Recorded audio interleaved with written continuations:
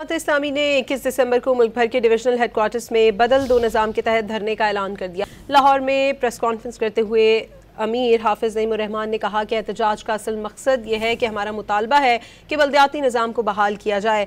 حافظ نعیم نے دعویٰ کیا کہ فارم 47 کا ٹولہ جماعتی انتخابات کروانے کو تیار نہیں۔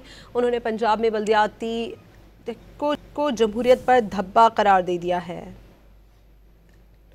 21 دسمبر کو انشاءاللہ پورے پاکستان میں تمام ڈویژنل ہیڈ کوارٹرز میں ہم دھرنے کر رہے ہیں بدل دو نظام کی اس تحریک کے حوالے سے، اور اس میں جو ہمارا خاص فوکس ان دھرنوں کا ہے وہ یہ ہے کہ بنیادی طور پر جو اختیارات ہیں وہ عوام کو منتقل ہونے چاہیے، اور عوام میں بھی جو بلدیاتی حکومتیں ہوتی ہیں یا شہری حکومتیں ہوتی ہیں ان تک اختیارات کو منتقل ہونا چاہیے، لیکن تمام صوبائی حکومتیں اس پر قبضہ کر کے بیٹھ جاتی ہیں، اور ان صوبائی حکومتوں میں اکثر تو وہی لوگ ہیں کہ جو فارم 47 کی پیداوار ہیں۔ پنجاب میں جو بلدیاتی ایکٹ پاس ہوا وہ جمہوریت پر ایک دھبا ہے۔